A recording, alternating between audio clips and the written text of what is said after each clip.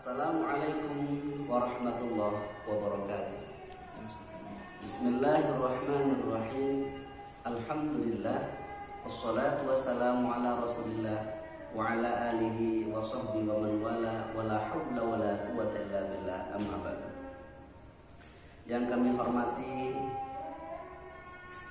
Kepala SMK Negeri 2 Taraksaan Dr. Andes Haji Sairi dan semua Dewan Guru SMK Negeri 2 Taraksaan dan staf SMK Negeri 2 Taraksaan, dan tak lupa pula kepada anak-anakku yang saya banggakan SMK Negeri 2 Taraksaan, dan selamat menunaikan ibadah puasa dengan penuh sabar dan penuh dengan harapan kepada Allah Subhanahu wa taala agar puasa kita diterima oleh Allah Subhanahu wa taala.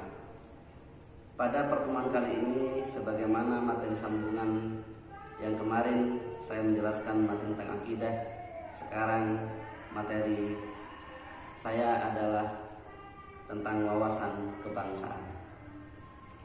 Anak-anakku sekalian, di dalam kehidupan ini kita tidak terlepas daripada hidup berbangsa dan bernegara, karena kita adalah manusia yang memang dituntut untuk menjadi manusia yang tahu diri tentang hidup yang bermakna. Yang saya maksudkan di sini adalah bagaimana kita mengerti sebagai warga negara yang mengerti tentang wawasan kenegaraan. Anak-anakku sekalian yang dirahmati oleh Allah Subhanahu wa taala, wawasan kebangsaan mengamanatkan kepada seluruh bangsa agar menempatkan persatuan, kesatuan serta kepentingan dan keselamatan bangsa di atas kepentingan individu atau golongan. Dari penjelasan ini telah tergambar bagaimana kita di dalam menjalankan hidup berbangsa dan bernegara mampu untuk menempatkan persatuan, kesatuan serta kepentingan dan keselamatan bangsa di atas kepentingan individu. Marilah anak-anakku sekalian, kita bersama-sama belajar peduli terhadap orang lain, apalagi terjadinya musibah yang saat ini menimpa di negara kita. Kepedulian kita kepada orang lain merupakan ajaran atau bagian dari wawasan kebangsaan diri kita. Kemudian kita terus jaga kesatuan NKRI ini agar kita selalu mendapatkan ketenangan di dalam berbangsa dan bernegara. Anak-anakku sekalian, di dalam menjaga negara ini harus kita lakukan beberapa cara yang akan kita persiapkan untuk menghadapi tantangan di masa yang akan datang. Yang pertama, ayo siapkan ilmu. Siapkan ilmu untuk menghadapi tantangan zaman di era globalisasi ini dengan ilmu yang cukup, baik itu ilmu pengetahuan, ilmu sains ataupun juga ilmu agama. Kemudian yang kedua, kita siapkan keimanan kita dengan memperbanyak kita bertafakur, memikirkan alam yang Allah ciptakan ini untuk dijadikan sebuah peningkatan iman kita. Karena Rasulullah SAW bersabda, tafakkaru fi khalqillah wala tatafakkaru fi dzatillah. Berfikirlah kamu tentang makhluk Allah yang Allah ciptakan, dan janganlah kamu berfikir tentang zat Allah. Di sini ada tugas bagi kita semua anak-anak sekalian. Apa tugas kita?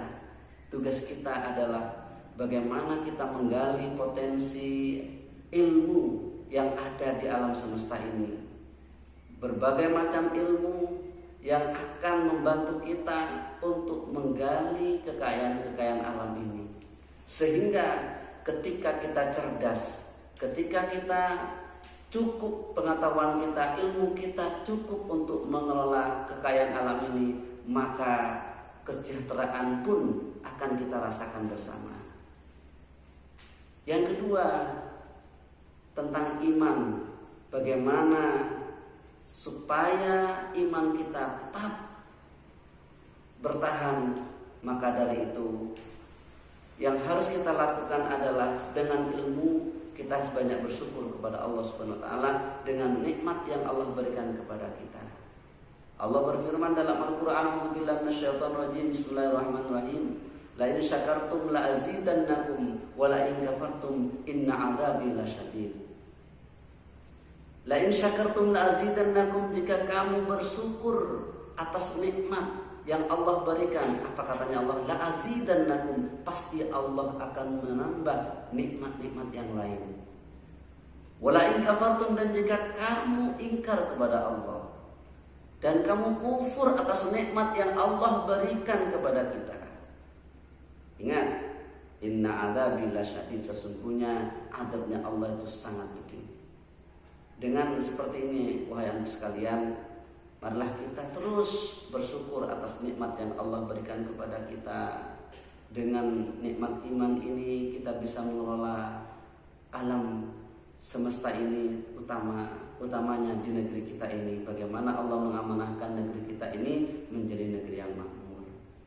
Kemudian anak-anakku sekalian, wawasan kebangsaan ini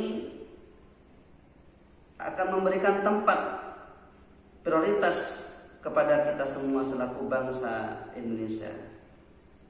Untuk itu, apa yang harus kita persiapkan? Mari kita jaga Bhinneka Tunggal Ika kita. Walaupun kita berbeda bahasa, berbeda agama, mari kita jaga kerukunan kita.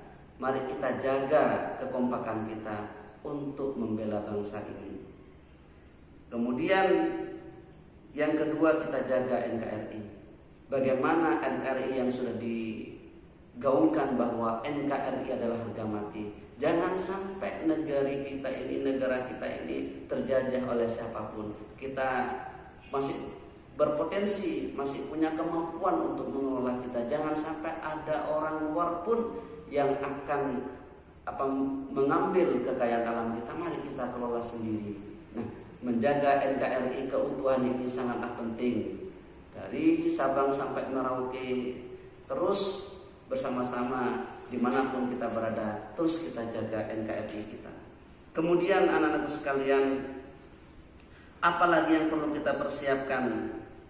Dengan menjaga NKRI yang merdeka, bersatu, berdaulat, adil dan makmur, bertekad untuk mewujudkan bangsa yang maju dan mandiri serta sejahtera lahir batin sejajar dengan bangsa lain yang sudah maju.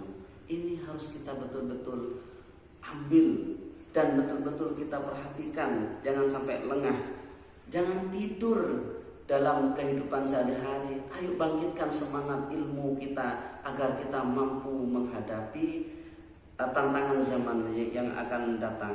Kemudian anak-anakku sekalian, nilai wawasan kebangsaan yang terwujud dalam persatuan dan kesatuan bangsa memiliki 6 dimensi yang bersifat mendasar dan fundamental, yaitu sebagai berikut. Pertama, penghargaan terhadap harkat dan martabat manusia sebagai makhluk ciptaan Allah yang Maha Esa. Allah Subhanahu wa taala menciptakan manusia di muka bumi ini untuk saling melengkapi di antara satu dengan yang lain. Makanya mari kita jaga harga martabat mereka. Kemudian cinta tanah air dan bangsa. Juga kita mengaji kepada guru kita yang selalu menggaungkan bagaimana beliau menyampaikan hubbul waton minal iman. Cinta tanah air merupakan bagian daripada iman. Nah, kalau ini kita betul-betul jaga, maka negeri kita ini tidak akan terjajah oleh siapapun, karena akan kita kuat kalau kita bersama-sama. Kemudian karena ini keterbatasan waktu, maka penjelasan saya singkat lagi.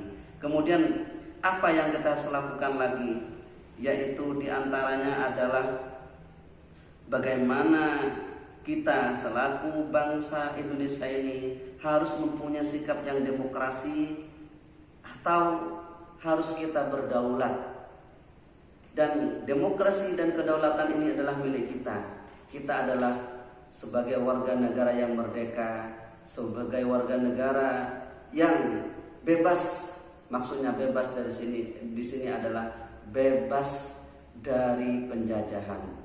Bukan bebas semuanya sendiri. Di dalam bernegara kita sudah punya aturan, sudah ada Undang-Undang 45 yang mengatur kita. Kemudian ada Bhinneka Tunggal pemersatu kita adalah Bhinneka Tunggal Ika. Kemudian juga ada selain Bhinneka Tunggal Ika, di sini juga disatukan dengan Pancasila. Kemudian anak-anakku sekalian, dari sinilah mari kita hidup mempunyai tekad bersama-sama untuk berkehidupan kebangsaan yang bebas, merdeka dan bersatu. Masyarakat adil dan makmur, itulah tujuan kita bersama. Kalau kita sudah makmur, semua sudah mendapatkan kesejahteraan yang layak sebagai warga negara, maka itulah tujuan kita semua. Insya Allah dengan seperti ini, di antara kita dan dengan saudara-saudara kita tidak akan bergejolak bergejolak di dalam kehidupan bersosial. Demikian yang bisa saya sampaikan. Mohon maaf apabila ada kehilafan dari penjelasan saya. Inilah yang saya sumbangkan untuk Anda semua. Mudah-mudahan di bulan Ramadan ini Allah SWT memberikan kekuatan iman kepada kita sehingga kita menjalankan puasa dengan sabar, dengan penuh semangat beribadah kepada Allah SWT. NKRI harga mati. NKRI harga mati. Pancasila jaya. Wallahul muwaffiq ila aqwamit thoriq. Wassalamualaikum warahmatullahi wabarakatuh.